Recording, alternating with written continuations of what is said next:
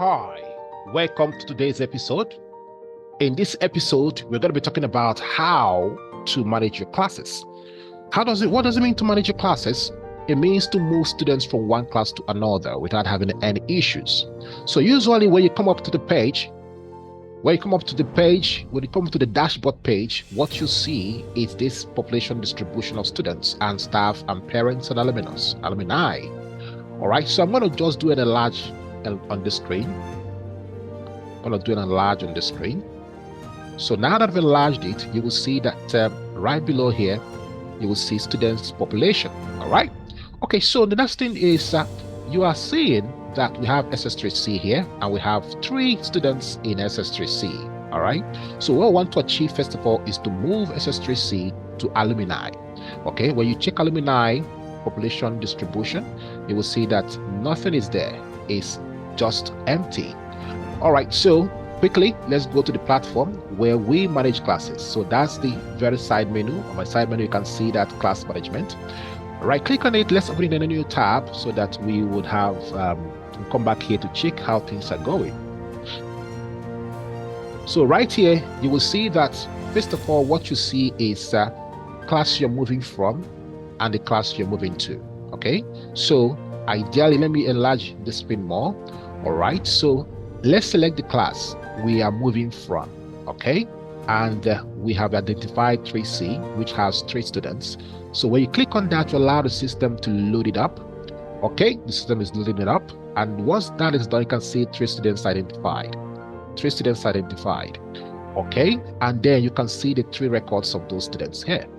All right, so there are 2 ways to push the students to the next class, either using this button or using this button. So for the first time of this demonstration, let's use this very big button above. You can see that big button says move all 3 students. Okay, so we're going to click on it. But before I click on it, check here, you see there's no class selected. And if you forgot or mistakenly did not remember to select the class you're moving to, you'll get a prompt. So I'm going to click on this button now, okay, to move these 3 students. You can see this is a prompt that comes up. It says you must select the class you're going to. Okay, so it's all right. So that's to say we have to select the class. Okay, so let's select the class we're moving to. Obviously, we are moving to alumnus. Okay, so the alumni section. So now we've selected that, allow the system to load the alumni status. All right, and bingo, it has loaded. Then I'll click move all. So now, why do you have to move students to alumni status? You can see you have moved all the students to this very section, alumnus. So why do you have to move? Because you don't have to delete your students. Don't delete students, please. Schools, listen. Do not delete students, because the records of your students must be intact on the portal for years, forever. Okay, so that anytime student comes back to the school and demands their results, data, info, details, you can always bring them out from the system without having issues. Okay, so you can see now we've moved SS3 students to alumnus. So currently there are no students in SS3, 0. Our record is 0.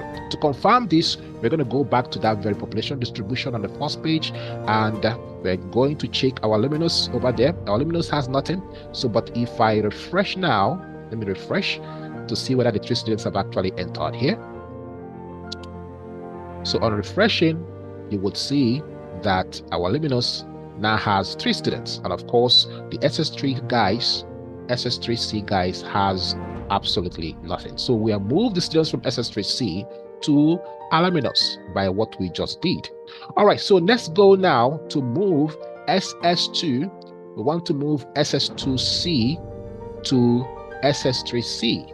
I seen that. So we're moving these 3 students here to this area. All right, so quickly let's go back to our platform. So over here we're going to select SS2C.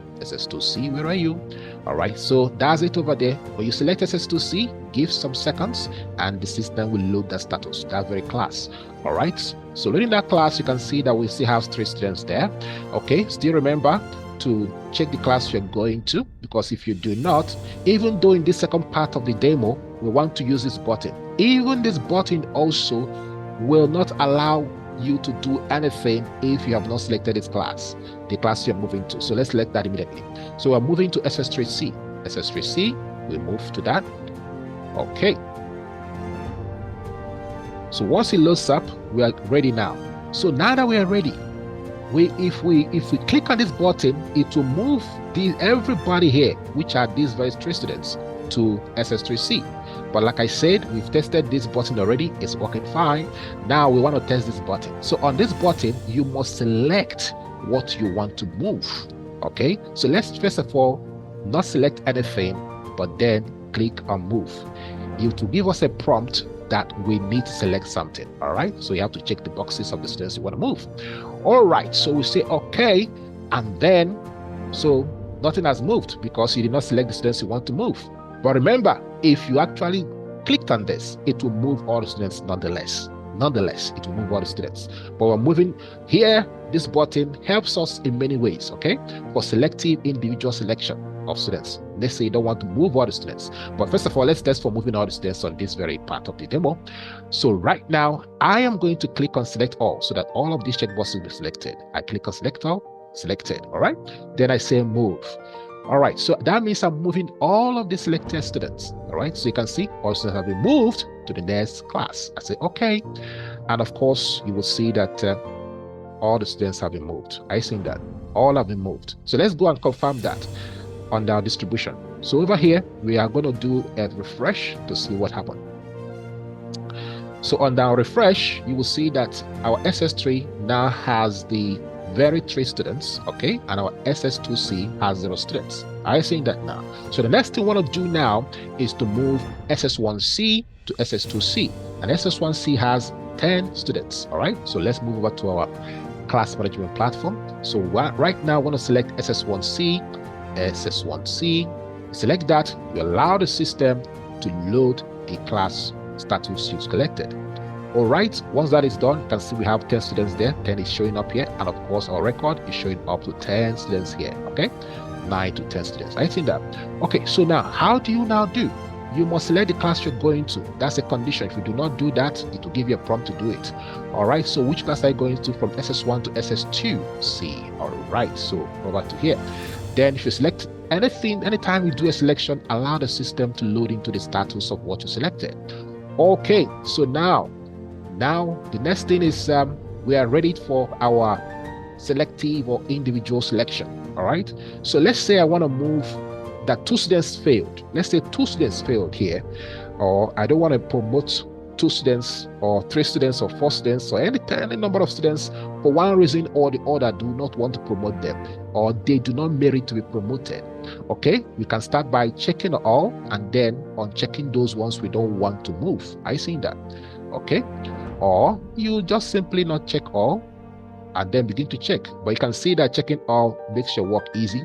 You check all first and then check out those you don't want, because obviously not all the students, almost all the students will have to move, okay, except for few that maybe has one outstanding or the other. All right, so let's say we have selected 𝘐𝘭𝘰𝘤𝘬, 𝘭𝘭𝘰𝘤𝘬, and 𝘭𝘭𝘮𝘮 and 𝘭𝘭𝘰𝘤𝘬. They are the ones that are not ticked. So that means if I move, I will be seeing 𝘐𝘭𝘮𝘮 and 𝘭𝘭𝘰𝘤𝘬 remaining on SS1C, whereas the rest will move to SS2C. All right, are we good? I see that. So if you do this, obviously we are going to expect 7 to go and then 3 to remain. I see that because we have up to 10 students here and we are allowing 3 to remain. All right, so let's move. We click on move. So if the system loads and moves on, you can see you've sent the students to the next class. You say okay, and then what happens? Obviously 3 remains. I seen that. So 3 remains. And who are they? 𝘐𝘭𝘰𝘤𝘬, 𝘭𝘭𝘮𝑗, and 𝘭𝘭𝘭𝘮, as we said. All right, so let's confirm that the numbers are properly aligned. These are SS1C 10 and this is SS2 0. So let's refresh and see what happened. On our refresh, you will see that we have SS1C now to be 3, okay, and the SS2C to now be 7. So everything worked fine. Easy to use, easy to use. Remember, do not delete any students from the portal. Students' data, all of their data are supposed to remain in your portal, okay? And anytime students need them, they can be printed from the portal. Results can be printed, transcripts can be printed. All right, so do not delete them, instead move them to Luminous. Isn't this very easy to use? Quite easy. I see it very easy to use. I'm very you can move students to any class at any time. You mustn't be moving students to upper class. You can still demote students. You can say you can be moving a student from SS1 to JS1. Okay, any way you want to move students to, you can do that, and that's pretty much okay. The next thing you must do after you move a student is to assign subjects to them. Take note, and I'll show you that in the next episode. So comment below if you have any question that you would like us to detail for you. Thank you so much, and see you in the next episode.